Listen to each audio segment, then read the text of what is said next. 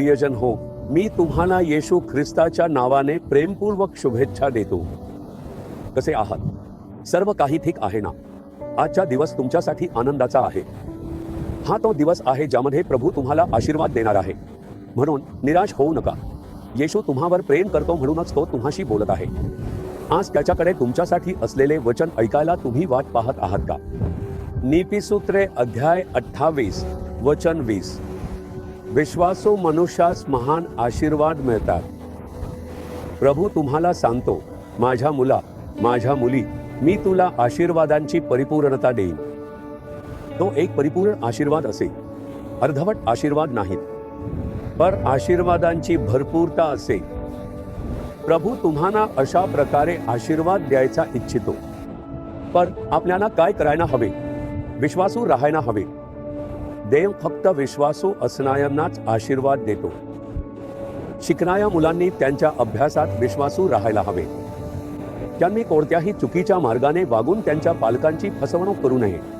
प्रभू तुम्हाला फक्त तेव्हाच आशीर्वाद देईल जेव्हा तुम्ही विश्वासू राहाल. पत्नीने पतीशी विश्वासू राहायला हवे. पतीने पत्नीशी विश्वासू राहायला हवे. मुलांनी त्यांच्या पालकांशी विश्वासू राहायला हवे. जर तुम्ही शासकीय कर्मचारी असाल तर तुम्ही तुमच्या कामाच्या ठिकाणी विश्वासू राहायला हवे.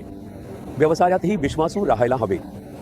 आपण जे काही करतो त्यात विश्वासू राहिलो आणि फसवणूक केली नाही तर प्रभू आपल्याला भरभरून आशीर्वाद देतील. जो फसवणूक करतो त्याला देव आशीर्वाद देईल का? विचार करा. प्रभू आशीर्वाद देतील का? प्रभू कधीच देणार नाहीत. म्हणून आपल्याला प्रत्येक गोष्टीत विश्वासू राहण्याचा प्रयत्न करायला हवा.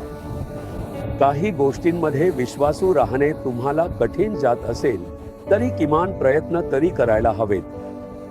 तुम्ही सतत फसवणूक आणि चुकत राहू नये. आपण विश्वासू होण्याचा प्रयत्न केला तर प्रभू आपल्याला हळूहळू विश्वासू होण्यासाठी मदत करतो.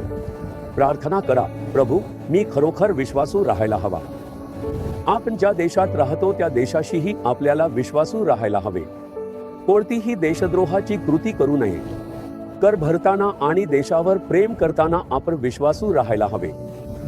फक्त आपण प्रत्येक गोष्टीत विश्वासू राहण्याचा संकल्प केला तरच आपल्याला भरभरून आशीर्वाद मिळतील. मग आपण आता प्रभूला सांगूया का?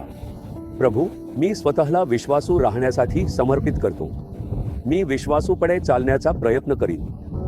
मी नेहमी विश्वासूपणे चालण्यावर लक्ष केंद्रित करीन. मी कधीच कोणाची फसवणूक करणार नाही. मी या उद्देशासाठी स्वतःला समर्पित करतो. प्रभू, मला मदत कर. तू मला भरभरून आशीर्वाद देण्याचे वचन दिले आहेस. असा आशीर्वाद दिल्याबद्दल तुझे आभार. मी येशू ख्रिस्ताच्या नावाने प्रार्थना करतो. आमेन. आमेन. जीसस रिडीम्ड मराठी ह्या यूट्यूब चॅनेलला सबस्क्राईब करा. सबस्क्राईब बटनावर क्लिक करा आणि बेल चिन्हावरही क्लिक करा. दररोजच्या नवीन कार्यक्रमांची माहिती मिळवा.